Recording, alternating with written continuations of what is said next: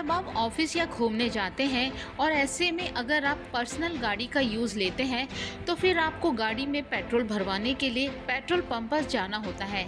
यहाँ आप जब पेट्रोल पंप कर्मचारी से अपनी गाड़ी में पेट्रोल या डीजल भरवाने के लिए कहते हैं तो आमतौर पर आपको वो पेट्रोल या डीजल डालने से पहले मीटर में ज़ीरो चेक करने के लिए कहता है और फिर आप इस जीरो पर नज़रें लगाकर देखने लगते हैं और इस जीरो को देखकर संतुष्ट भी हो जाते हैं कि गाड़ी में पूरे पैसे का पेट्रोल या डीजल भर गया है। लेकिन हम यहाँ ये कहें कि जीरो के बाद भी आप ठगे गए हैं और आपने जो पैसे दिए हैं उससे पूरा पेट्रोल और डीजल नहीं आया है तो आप क्या कहेंगे?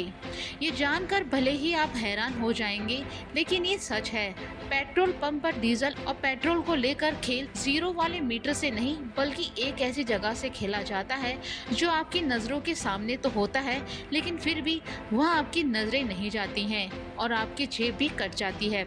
ऐसा क्यों होता है और कैसे होता है और कैसे आप अपनी जेब कटने से बचा सकते हैं, ये सब हम आपको इस वीडियो में बताएंगे और ये जानेंगे कि पेट्रोल पंप पर कैसे आपके साथ पूरा खेल खेला जाता है। इसके साथ ही जानेंगे कि केंद्र सरकार चाहे तो आपके पेट्रोल और डीजल की बढ़ती कीमतों से आपको राहत दे सकती है, यानी कि इनकी कीमतों में करीब 20 रुपए तक की कमी हो सकती है और ये कैसे संभव है ये भी हम आपको इस वीडियो में बताएंगे।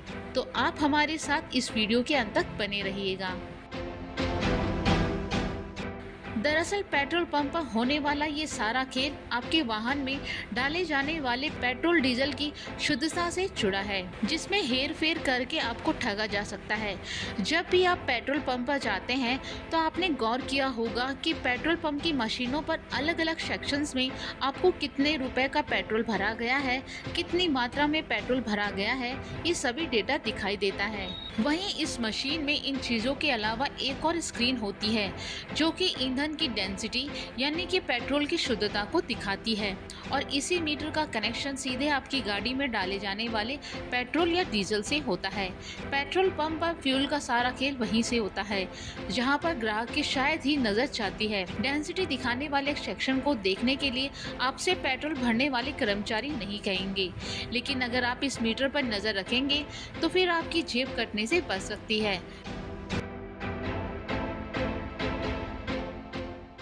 जैसा कि हमने बताया कि पेट्रोल पंप मशीन में मौजूद डेंसिटी मीटर ही आपके ईंधन की शुद्धता को दिखाती है।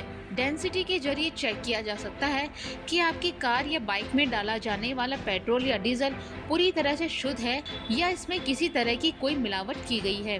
अगर इस पर नज़र नहीं डाली जाए तो हो सकता है आपके वाहन में मिलावटी ईंधन डाल दिया जाए।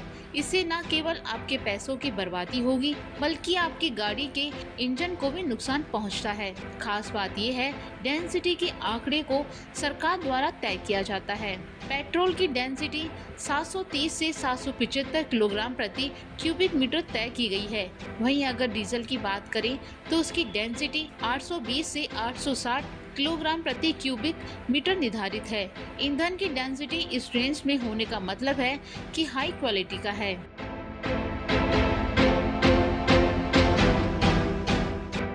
अब बात करते हैं कि इस डेंसिटी के जरिए ग्राहकों को कैसे ठगा जाता है। सरकार द्वारा इसके लिए तय किए गए मानकों से छेड़छाड़ करके फ्रॉड को अंजाम दिया जाता है। डेंसिटी घनत्व को प्रदर्शित करता है। जब निश्चित मात्रा में तत्वों को मिलाकर कोई पदार्थ तैयार किया जाता है और फिर उसके आधार पर उस पदार्थ की क्वालिटी सेट कर दी जाती है। इसमें थोड़ा सा भी ऊपर नीचे होने का मतलब होता है कि उसमें मिलावट की गई है। पेट्रोल डीजल की कीमतों में होने वाले अपडेट के साथ ही रोजाना सुबह ही पेट्रोल और डीजल की डेंसिटी की जांच करने के बाद उसे पेट्रोल पंप की ओर से मीटर में अपडेट किया जाता है।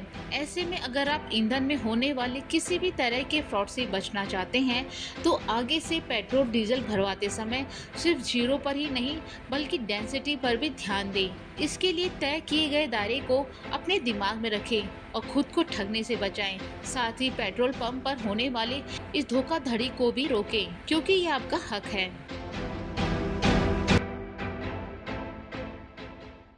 पेट्रोल और डीजल की कीमतों में बढ़ोतरी से आम जनता को काफी परेशानी होती है। ऐसे में केंद्र सरकार की ओर से पेट्रोल और डीजल को जीएसटी के दायरे में लाए जाने पर विचार किया जा रहा है। अगर ऐसा होता है तो पेट्रोल और डीजल की कीमतों में करीब 20 रुपए तक की कमी हो सकती है। पेट्रोलियम उत्पादकों को जीएसटी में शामिल करने से न सिर्फ तेल कंपनियों को इनपुट पर चुकाए गए कर को कम करने में मदद मिलेगी, बल्कि देश भर में ईंधन पर टैक्स में एक रूपता आएगी। इसका मतलब ये है कि पूरे देश में पेट्रोल डीजल लगभग एक ही कीमत पर उपलब्ध होगा।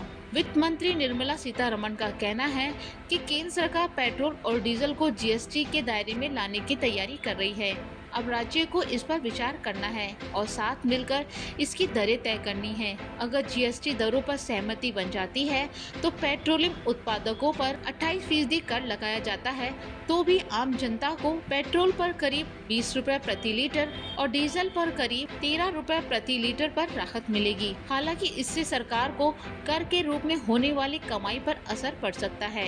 इसे आप ऐसे समझ सकते हैं, जैसे दिल्ली में पेट्रोल की कीमत है 94 रुपए 72 पैसे, तो इसमें से 35 रुपए 29 पैसे टैक्स के रूप में केंद्र और राज्य सरकार की जेब में जाता है।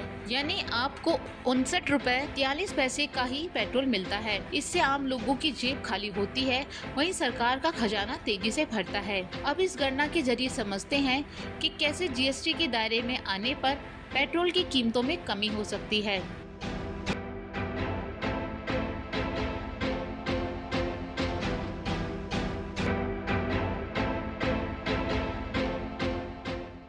अभी तक हर राज्य अपने हिसाब से पेट्रोल और डीजल पर टैक्स लगाता है। केंद्र भी अपनी ड्यूटी और सेस अलग से वसूल करता है। जैसे कि अगर पेट्रोल और डीजल का बेस प्राइस 55 रुपए 46 पैसे है, इस पर केंद्र सरकार 19 रुपए 90 पैसे एक्साइज ड्यूटी लेती है। इसके बाद राज्य सरकारें अपने हिसाब से वैट और सेस वसूलती हैं। इससे इनकी कीमतें बेस प्राइस से करीब 2 गुना तक बढ़ जाती है। अब यहाँ देखने वाली बात होगी कि केंद्र सरकार कब पेट्रोल डीजल को जीएसटी के दायरे में लाती है और कब जनता को इसकी कीमतों से राहत मिलती है।